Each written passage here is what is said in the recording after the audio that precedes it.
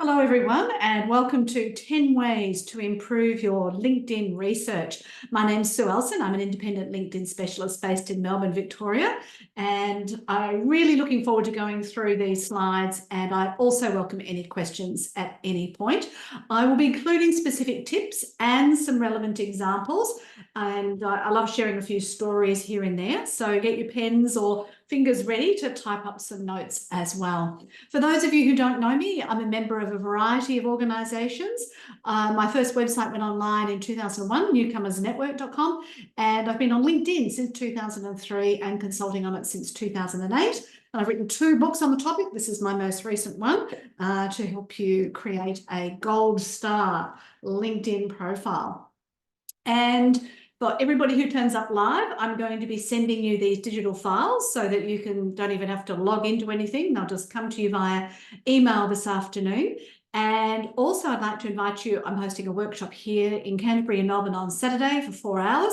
For a maximum of 4 people, you get a copy of the book and we actually go through and update your LinkedIn profile. I also invite you to follow me on social media. So every time I run one of these, and these have been running every month since October 2021, I put the numbers in. So if you go back and look at any of the previous webinars, you'll see how these numbers have changed. And the new one that I've added in this month, which is when people visit my website now, if they're looking at a blog post, it automatically invites them to subscribe. So I've already picked up 50 subscribers that way as well. And for those of you who do receive my monthly newsletter, you'll know that I also write various articles in between times. And this particular piece here on work from home rights was done in preparation for a television interview, and I included a lot of really interesting statistics about that. If you've been working for your employer for longer than 12 months, you do have the right to ask for workplace flexibility and for the ability to work from home. But there's legislation pending, some research coming in that will give people the right to work from home. So that's something that's happening in Australia. Also, not everybody wants to know about LinkedIn, and I've made the joke sometimes that I'm a little bit tired of preaching to the unconvertible. So one of the other topics that I've picked up is artificial intelligence. And so I'm running a little workshop on that on the 25th of March here at the Rotary Club of Canterbury, but I also did one for the local council recently. And I really enjoy sharing sort of the old terminology we're familiar with and the new terminology that's coming in so that you understand how AI can be used for your purpose rather than just using it and trying to work it out as you go along. It's a bit like understanding the theory before you get into the practice, but based on what you already know. So, as you know, I've already written 5 books. The last 2 were entered in the Australian Career Book Award and were both finalists. And I've also written a course, an online course that goes with my book. So it goes through the entire book with all the video instructions, and you should be able to do it in 10 weeks or sooner if you're dedicated, but that's also available as well. So I'd like to acknowledge the traditional owners of the land on where we're all based and pay my respect to their elders, past, present and emerging. This presentation is for anyone of any background. I welcome questions at any point, during, after, via email, whatever you like. The slides are already online on the website in the blog area, but I'll be putting this video recording on my YouTube channel and that will go on also. So if you want to replay it, you can do that. You don't have to log in, don't have to create an account. Pop questions in the chat. I will be asking what was most helpful to you at the end of the webinar. So if you've got a moment to share that, please keep your ear out for something that's relevant for you. The screens may have changed if you're watching this after the date of when it was produced, the 13th of March 2024. And I also like to invite you to say thank you. My mother taught me it's a good idea to say thank you for what you've received, especially if it's for free. So you can follow me on social media, buy a book, make a LinkedIn endorsement or recommendation, Facebook or Google review, or an online review on my website. So let's get straight into it. 10 ways to improve your LinkedIn research. And obviously, you're going to need to clarify your purpose first. So I'd love to see in the chat some numbers from you who are here. It's lovely to see lots of familiar faces as well. So what do you want to research on LinkedIn? Are you looking for sales, career or promotional opportunities, data for a research project, branding opportunities, media sources or stories, I've actually found that following journalists and engaging with their content has been really interesting, and it's led to other opportunities. Information for learning or education, maintaining or developing relationships, or something else entirely. So if you can pop a number in the chat, that would be really helpful. And also, if there's something specific you'd like to get out of this webinar, I've got some space in here that I can go off on slight tangents as the need arises. Philip says number 1, sales, and number 7, maintain or develop professional relationships. That's one of the things I love about LinkedIn. My 3 favorite words are from now on, which means connect with everybody from now on, because if you do publish information every so often, it reminds people that you exist. So that's good. Lots of people with number 6, which is great. And also number 7, connecting to alumni. Yes, very important for schools. I have a suggestion for schools that you aim to have 80% of your students listing their school on LinkedIn before they leave the school. So generally in year 11 or year 12, at the beginning of the year, preferably before things get too mad, it's really good to be able to do that. 1, 4, and 7. My goodness, Liz, you're a busy woman. So thank you for contributing that. And I'll just see if there's any other connection and ideas. Thank you, Melinda. Lovely to see you. My goodness, we go back a long way. Like to know why and when recruiters receive your resume after you make an apply, you never hear from them again. Isn't that awful? Yes. Look, the reality is that back in the day when I was doing recruitment, we, out of courtesy, replied to every single applicant, even if it was a very boring letter. But sadly, that is not the case anymore. And even if people use LinkedIn to advertise a job, there are some automatic tools that say, well, you were not successful, and it sends out an automatic message. I don't even like that. I like to personalize every message. I mean, that's just how I operate, but clearly a lot of people never do. So basically what I suggest is that if you are applying for a job and you don't get an interview, it means your application did not match their requirements. Now, who knows what their requirements are? It could have just been a fake job to try and find out who's leaving their job so the recruiter can go in there and say, we know you're looking for another one of these in the very near future. Old-fashioned responses and manners don't exist. So just keep going is basically the bottom line. And if your strategy is not working, then you may need to tweak your job search strategy. Would be my other comment on that. All right, so research. So if it's sales, is it products or services? If it's your career, are you looking for jobs or a promotion?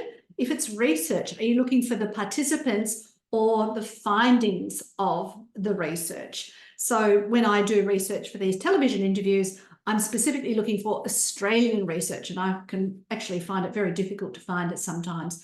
If it's part of your brand, are you looking for publicity or to find a thought leader who might be able to share and promote your content? Media, journalists, or producers. So sometimes the journalist is not responsible for the story, the producers of a segment. So a lot of broadcasters will walk in and say, I've got this issue in my personal life. And so the producers go out and find some expert to talk on it. So sometimes you need to reach producers. Learning, training, or education. And obviously, I've done a lot of work with universities and early career researchers, and so they have very specific things. And I find it crazy. Why would you spend hours and hours and hours doing your research and then not share your findings with the world? What is the point of being the first person to say something if nobody ever hears you say it? It's a bit like the tree falling in the forest, whether somebody heard it or not. So I'm really like to encourage people to share the findings of their research so that more people can benefit from that experience. But ultimately, if you're thinking about using LinkedIn for research, that will determine what to look for, where you're going to find it, who to talk to, and where you will ask questions and publish your findings. And I'll cover all of that in this next half hour. So, as I said earlier, develop a connection strategy. It is important that you connect with people on LinkedIn, because if you are connected, you are more likely to appear in one another's search results, but also they're more likely to maintain the relationship with you. And I want you to think about people not just in your local area, but interstate and overseas, because quite often if somebody knows about somebody with that expertise, then they'll go looking for somebody similar in another location. So if you've got those connections, you can pass on referrals or receive referrals. Also, a lot of people think, oh, well, I'm just doing my job and I'm just getting paid. I won't support my profession or industry body. I'm a firm believer in paying for memberships for those sorts of things. Even if you don't believe your $300 and whatever is worthwhile, I still believe you should maintain professional memberships to help the industry represent you. Academics and early career researchers. So one of my clients was looking for graduate specialists in his particular discipline. So we contacted all the academics and said, can you recommend any students who might be suitable for these roles? And we got amazing graduates out of that result, and also shared connections. So from now on, everyone you meet, you can connect with. And if you want a little message, you can also use that little copy paste text there. And if it is someone really important to you, you love their work, love what they do, I'm sure Philip has clicked the notification bell on me because he's always engaging with my content. But if you do click the notification bell, you're much more likely to see that organisation or that individual's content in your newsfeed, which is what you want. You don't want to be getting some random dog or cat video on LinkedIn. You want the content that is relevant to you. So whether you're following company pages or individuals, if you can click on that notification bell and choose all new posts, you're more likely to receive their content. Now, the next thing is if you're getting their content, you then want to engage with that content and think about the specific people you might like to connect with or follow if they won't receive your connection request, the companies and the schools, even the groups. I know groups are not as popular as they used to be, but sometimes there are professional groups that you can join. Even if you're not a paid up member of that association, you can still join the LinkedIn group. And also try and think about what content are you going to react to and comment on.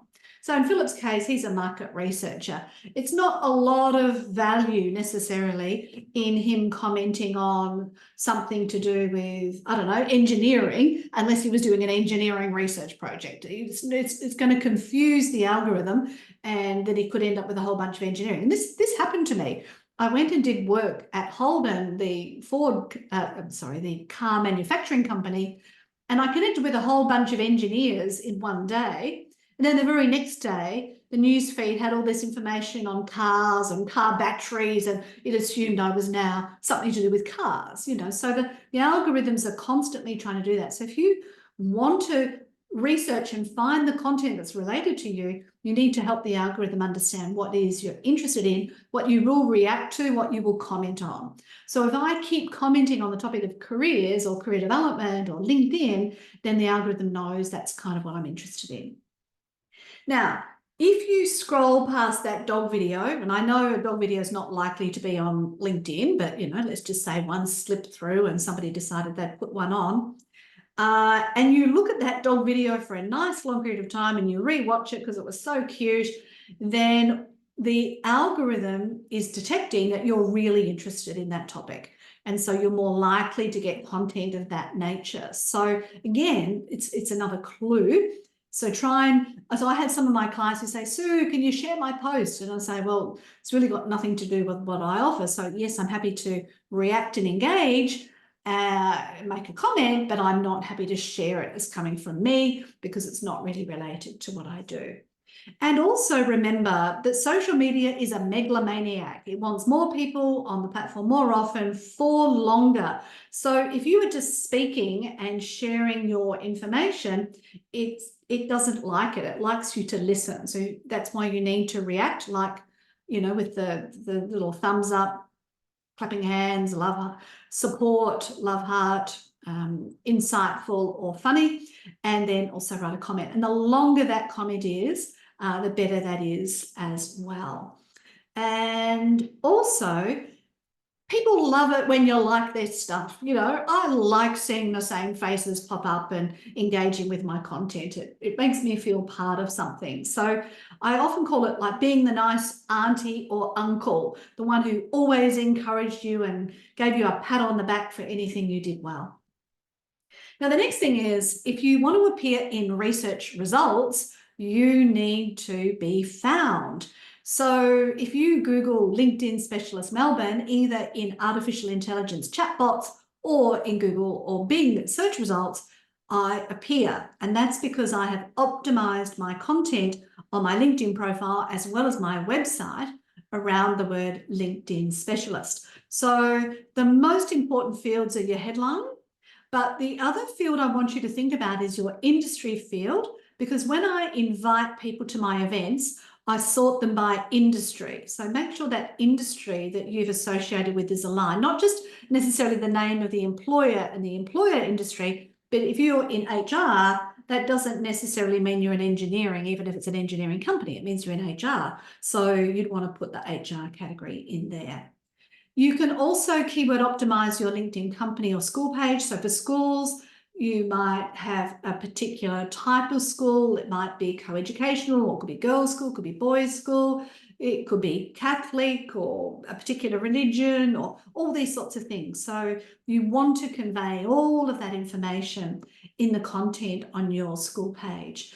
And then you can keyword optimize your LinkedIn articles, and I'll give you an example of that later, and also add in an SEO title, search engine optimization title and description. You can follow hashtags that are related to your areas of research and look at events, who's attending an event, because that will give you people who are interested in that topic and you can delve deeper there. And you can also look at newsletters that you subscribe to keep up to date, again, keeping you informed about content that's related to you. And also think about reaching out to other researchers of similar topics around the world. One of my poems was picked up by Trinity College in Dublin by a PhD student. So if you optimize your content, you just never know where it's going to end up. Now, there are some LinkedIn special features related to research. Now, when you click on your news feed to add some content, you can get these extra boxes, and one of them here is called Create a Poll. Now, I did 2 research projects, which Melinda will know about, and one of them was supervised by the University of Melbourne, but wasn't endorsed by the University of Melbourne because it didn't go through ethics committee approval. So please, before you write your poll, be very respectful of the participants and the types of questions you're asking, and think, is this something people would feel comfortable sharing? Is it anonymous, etc., etc.? Please abide by any ethics principles there. But polls can go quite well, and then you see all the people who've engaged, and then you can follow up with those. Collaborative articles are something new on LinkedIn. If you want to see some examples, you can go there and you can start commenting. If you add at least 3 comments on collaborative articles, you'll then be identified as an expert in that area, and you get a little yellow badge on your LinkedIn profile. So that could be helpful to you. You can write articles, you can publish your own newsletters on either your personal profile or your company profile, and you can also use LinkedIn Learning. And here in Australia, if you have a local library card, you can get free access to all the courses on LinkedIn, and I'm quite sure there's a number related to research in there. So again, aligned with your research purpose, you can use some of those features. Now, the next thing is something called an advanced search. So as soon as you type a word into the search box in LinkedIn and press enter, you will then get all these filters and a few more if you press the all filters button. And then you'll see on this page, here's all the people, here's all the services, and here's all the people related to it. So if you were looking for somebody to do the work, you might look under either people or services. If you were looking for companies that specialize in engineering, you can find that out via this one. But if you do a lot of searches, and let's face it, if you're doing research, you're normally trying to find a lot of information, LinkedIn will eventually say you're doing too many searches and we want you to stop doing searches for free. We want to charge you for it. So there's something called a Google Advanced Search, and I've shown this in previous webinars, and it is very simple to use. So let's say I wanted somebody who was an engineer and they're in Melbourne. Or maybe I should say I want a civil engineer, and I don't know, maybe let me think. Maybe I want somebody who studied at the University of Melbourne. I'm getting really specific here, but let's just start with that. And I put those in quotation marks, so all of those words will be found. And then I just type in the website linkedin.com, and it's going to search the entire LinkedIn database. So if you do a search in LinkedIn on your own, it will mostly search your first level connections. Whereas this way you can search all of them. So back to Susan and finding alumni, you can put the name of the school in on this query, and then you might be able to find more alumni doing this. So now that we've clicked the search, we get the course, it's mentioned here. Then we've got Professor Priyan and Sashini and Aravind, etc., etc., etc. And away we go. Here's all the people we could find related to that query. Now, the benefit of this search is you can do it for as long as you like, as many times as you want. There's no limit. And so what I normally do is when I get my search results, I right click on each one and choose open in a new tab. I'll open in a new tab, and it just makes it a lot easier than going backwards and forwards. And then I just go and click on each one and say, okay, is this somebody I'm interested in? Is this someone I'm interested in?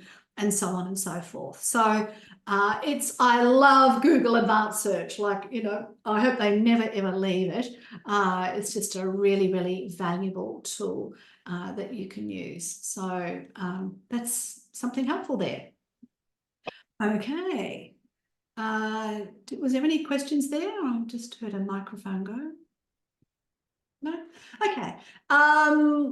Also, in any of your searches, so you can actually choose to look through all the posts on LinkedIn, and you could say, well, I want to find a research paper, and you can put that in your query. You can also look at the list of publications on someone's personal profile, and academics are notorious for not updating their LinkedIn profiles. So they may be an academic who specialises in a particular field, but they don't necessarily include all their publications on LinkedIn, but their publications may be listed elsewhere. So I'll show you some other sites in a moment.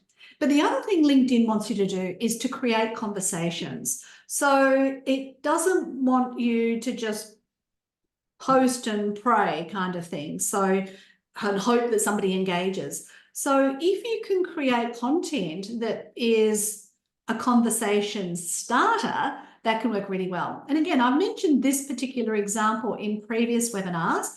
I wrote this article on paying job candidates for interviews because I am sick and tired of recruiters wasting people's time, interviewing people that are not suitable, putting 3 candidates forward when only 1 is suitable, and wasting 2 people's time and all the employers' time. You know, it's just madness. So I wrote this piece, and it got picked up by the LinkedIn news team, and it also got found by somebody who worked at Google, and I had a conversation with Google because they were thinking of implementing it at Google. So if you create this conversational type of content, it can really go well. The other content that's gone really well for me is content that's had meaningful statistics that people can relate to. So that article that I shared about work from home rights this week has gone really well. Another one I did about mature age candidates and some of the issues they face, that had lots of stats in it, that went really well, and again was picked up by the LinkedIn news team.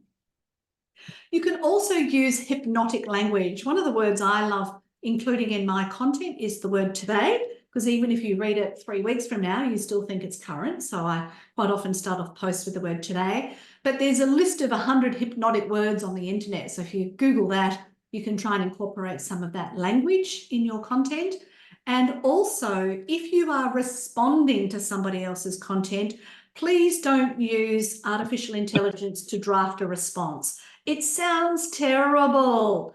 And I see these artificial intelligence comments through my LinkedIn content, and I just get irritated by how bad it is. It's flowery and over the top, and it just doesn't sound like a human wrote it at all. So just be conscious of that. And also look for trending or new topics and see who can add value and expertise. So you might think, oh, everybody knows that. Well, no, you've probably been in the field for 20, 30, 40 years, and you know a lot more about that topic, and you could add some value. So think about that as a way to research. The next one is to be a creative detective. So obviously journalists are sleuths, and they try and find people and stories all the time. And if there's somebody who's always engaging with a particular topic, it's pretty likely they know a fair bit about it. Who is active in these professional or industry associations?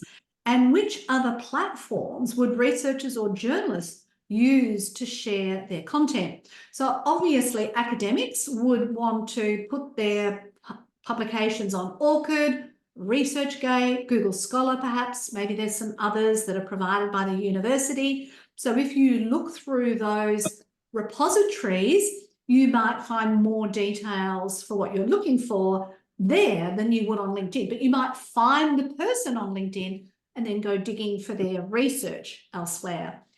Journalists can have a profile on Muckrack, which enables them to showcase their previously published works. And Authory is a paid service which automatically finds what they've published and then puts it in one spot. So if you find a journalist, you might like to see if they've got a Muckrack or an Authory profile and see the types of other content they've published. Now, if you are going around and checking out and doing your espionage, you may or may not want to be letting people know that you are looking at their profile. So if you want to turn yourself to private mode, you can just click that link and go private. Personally, I like people knowing that I've looked at their LinkedIn profile because that gives me a 30% chance they'll then look back at me. And as I'm an introvert, that's much easier than picking up the phone and saying, hi, my name's Sue. A lot easier. And you can also put out a request for research participants. So there was a researcher in New Zealand who recently contacted me about some career development research he was doing, and I got it promoted through the association and did all sorts of stuff to help him get more people respond to his research request. And he sent me a direct message because he had found me online. So you can do that. And you can also ask people for referrals. So who else do you know, Sue, who would be interested in sharing this research and getting some participants or passing on the findings or whatever? It's always worth asking the question. And that's my next point. Ask the question, find centers of influence, ask for referrals, contact the author of a content and ask for more information, because sometimes what they share on social is only a small component of it.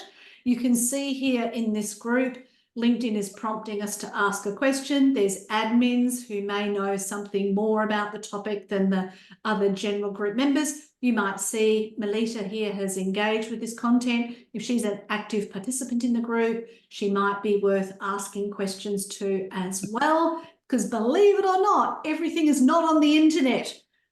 People still know a lot of things, so it's worth asking people. But if you are going to reach out to someone, please be specific about the type of information you want to collect and how much time it's going to take, because obviously not everybody has even 15 minutes to complete a survey. So keep that in mind. And please do not ask them questions that have already been answered on their LinkedIn profile. And also, if you message them on LinkedIn, a lot of people on LinkedIn do not check their LinkedIn profile every day because there's no benefit to them to visit LinkedIn every day.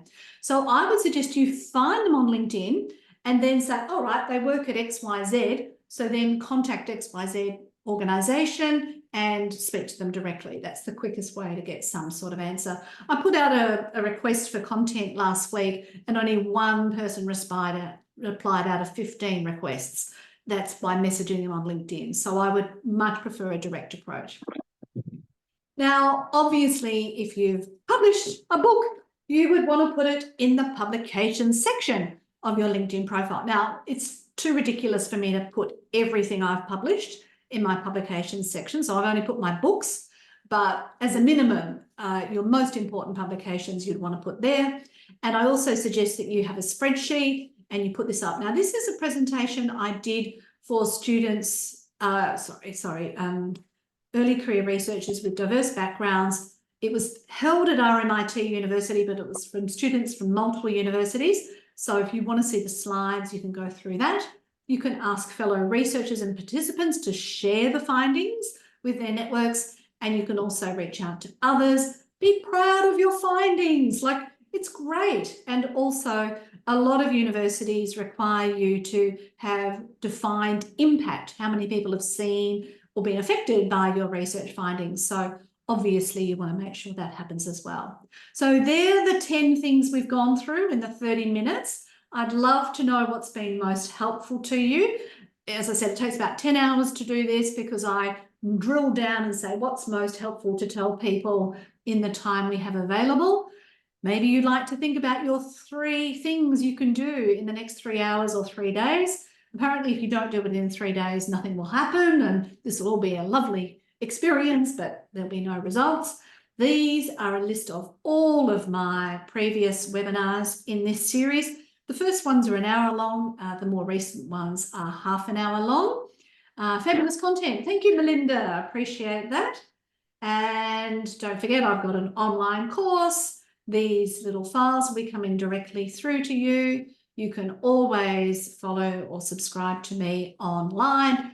Don't forget to click the notification bell as well. There's my books that you can get, some extra resources. Don't forget you can re-watch the video. It will be online there this afternoon. And there will be a little exit survey as you go out to ask you if there's anything else you'd like to know. I got an extra review on my website this morning, but these were the updates of number of reviews.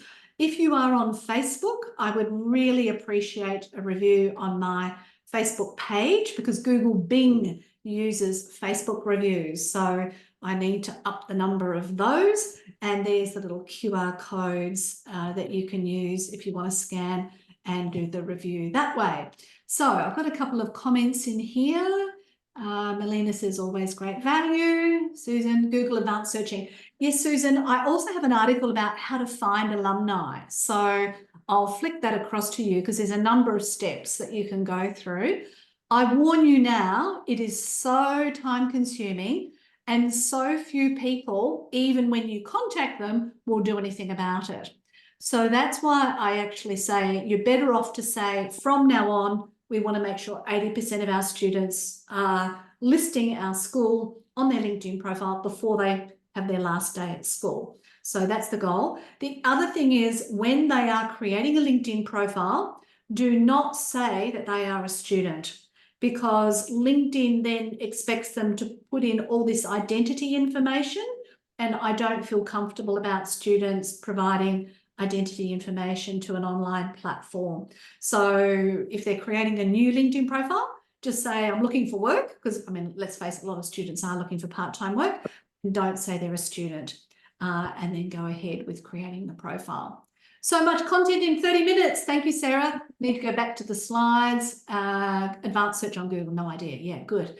Need time to consider what I will implement. Thank you, Melinda. Well, all you need is 3 things. Very informative for the allocated time. Thanks, Alex. Can you advise a productive search for reputable recruits? Or recruiters is that? Recruiters. Okay.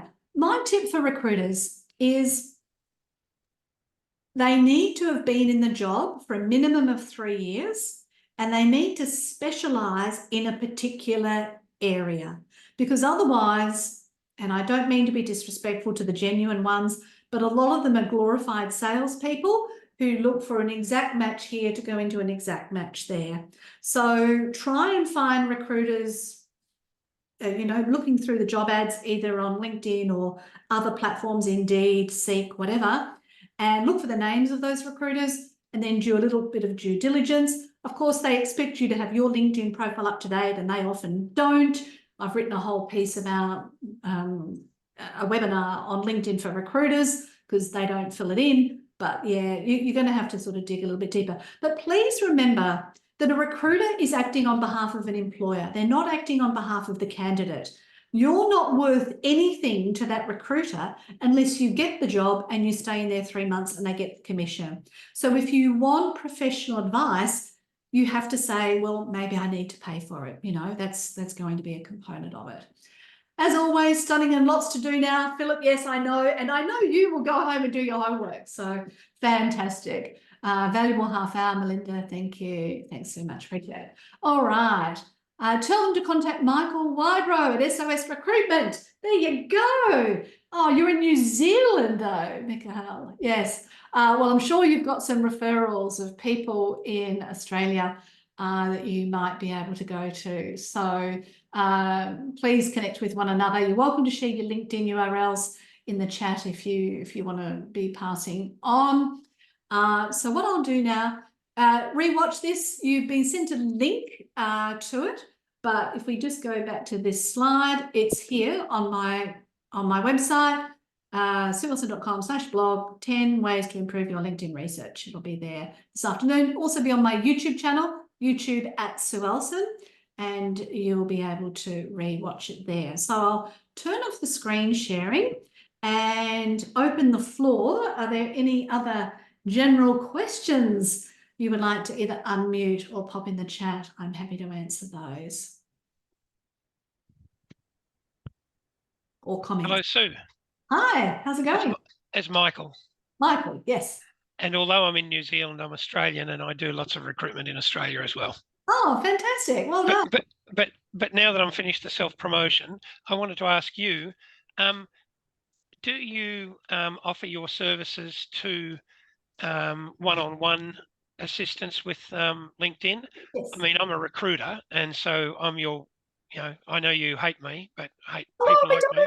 please don't. I like genuine recruiters. And the only recruiters I don't like are the ones who treat people like widgets, because it's a tough gig to get a new job and people are fragile, and to just think of them as numbers, I just feel uncomfortable about that. Well, I think what you'll find, again, I don't want to just make this about me, but I respond to every person that ever emails me. I respond to every applicant, even if we get 150 of them. And I do a lot of pro bono work with with candidates that are what you'd call sort of difficult or hopeless cases, just to try and help them. But anyway, the point I was getting at, I've accumulated 23,000 people, first level connections, and I've been a paid user for many years. And I was a corporate manager and am now a small business owner and own my own recruitment agency. So I protect it. But I've never really utilised those 23,000 people. I never market. I never hassle people. I never, promote myself. But I'm wondering, I need help to sort of utilise this fantastic database of contacts. You do. In terms of how I can leverage that without being a tire kicking used car salesman. I don't want to be that person, but there's a lot of I think helpful information in my LinkedIn profiles that I can do something with, and I need to work out, one, is my profile as good as it can be, and secondly, how do I generate business from that database of LinkedIn contacts? Okay, so yes, obviously every LinkedIn profile can be optimized, and I'm sure I've got plenty of recommendations that I can do both for attracting right candidates and employers looking for candidates. But one thing I want to just quickly show you is here under the main menu and settings and privacy, you can go over to data privacy on the left and choose get a copy of your data, and you can download all of those 23,000 connections. So it will give you a CSV file with first name, last name, current job, current company, and date you connected with all of your connections on LinkedIn. Now, have you got Sales Navigator as well as LinkedIn Recruiter? No, I haven't. I actually haven't even got LinkedIn Recruiter, believe it or not, because they charge you a fortune for it. Yes. I've got what's called Recruiter Lite. Okay, gotcha. So it's like it helps. It's better than the ordinary paid version, but it's not as good as Recruiter. No, okay. So I know that there's an employee at a university here in Melbourne, and she's ended up with LinkedIn Sales Navigator just because she's an employee of that university. Right. So you might want to see if you can get, what do they call them, associate professor roles, and see if you can access a Sales Navigator subscription that way. But what Sales Navigator, they've got a CRM sync program now, which will sync Salesforce or Microsoft Dynamics or HubSpot from May CRM systems, so that your data from LinkedIn can be matched up to your organizational CRM. But what I'd suggest you do in the first instance, Michael, is you've obviously got a database of some sort, and I would just make sure everybody who's in your database is in LinkedIn, and everyone who's in LinkedIn is in your database. That would be my first port of call. And then you might want to give them particular tags at some point, whether it be by industry or a job level or something or another like that. But keep, as you do with every database, each piece of information in its own cell. You don't put first name and last name in the same cell. You put them in two different cells so that you can manipulate the data. Yeah, no, I use JobAdder, which is the recruiter CRM owned by Seek Seek Australia. One very last quick question: that export your data, does that also export their contact details, like their cell phone number and their email address? No. It used to export their email address, but sadly, the spammers realised that, and then everybody was getting spammed to, you know, ridiculous levels. So that meant that LinkedIn cut off the functionality. Yeah. Right. Okay. And so how do I engage your services if I want to? Yeah, just contact me Just directly. email you? You can make a time, and if we're doing it online, more than happy for you to record it and reuse it as you need it. So okay, yeah, cool. Right. Well, thank you very much for your time. I'll be in touch in due course. Thank you, Michael. And any other final questions before we wrap up? And feel free to ask me them after this. You don't have to ask them in front of the group. So yeah, all good. Well, thank you again for your participation today. Always great to see both new faces and familiar faces. You can't say old faces because we're all getting older, but lovely to see familiar faces online here. My great pleasure to bring it to you. The benefit of me running these webinars every month is it keeps me on my toes and providing new information, which I love to do as well. So thank you all. See you online. Bye for now.